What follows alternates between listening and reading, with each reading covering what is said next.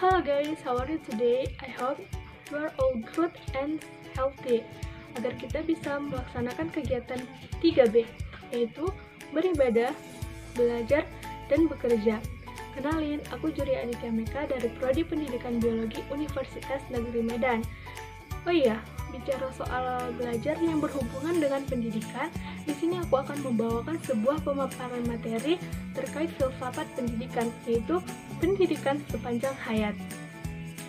Ketika aku menyebutkan pendidikan sepanjang hayat, apa sih yang terbesit di pikiran kalian? Konsep, tujuan, penerapan, peran? Oke, kita akan membahas secara tuntas di sini. Makanya jangan skip videonya dan simak terus penjelasannya. Nah, yang pertama kita akan membahas mengenai konsep PSH atau pendidikan sepanjang hayat. Pendidikan sepanjang hayat dipahami sebagai sebuah konsep yang menyatakan bahwa proses pendidikan dapat dilakukan kapan saja dan di mana saja tanpa dibatasi oleh usia. Pendidikan sepanjang hayat bermakna bahwa di sepanjang kehidupan, manusia akan selalu membutuhkan proses pendidikan.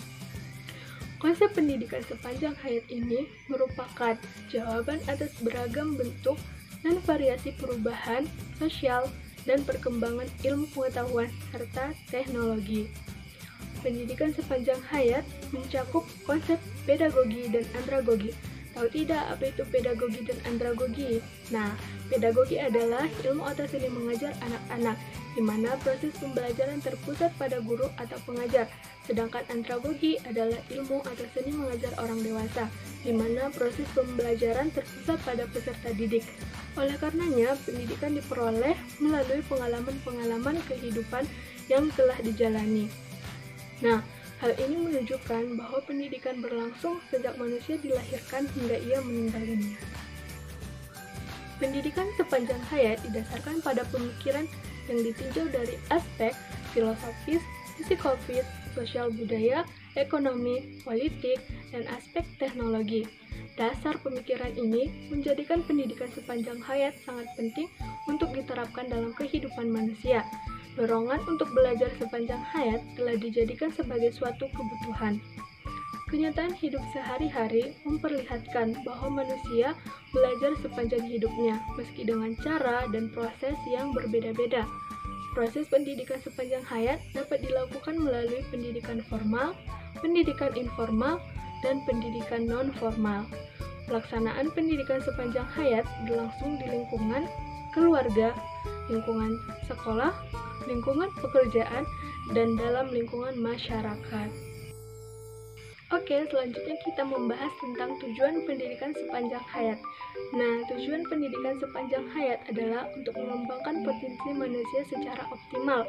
Selain itu, pendidikan sepanjang hayat juga bertujuan untuk menyelaraskan antara pendidikan wajib belajar dengan proses pengembangan kepribadian manusia yang sifatnya berubah-ubah. Nah, selanjutnya kita membahas tentang penerapan pendidikan sepanjang hayat. Penerapan pendidikan sepanjang hayat dapat dilakukan pada lingkungan rumah tangga, lingkungan sekolah, dan lingkungan masyarakat. Tanggung jawab penyelenggaraan pendidikan sepanjang hayat ini diemban bersama oleh keluarga, sekolah, dan pemerintah.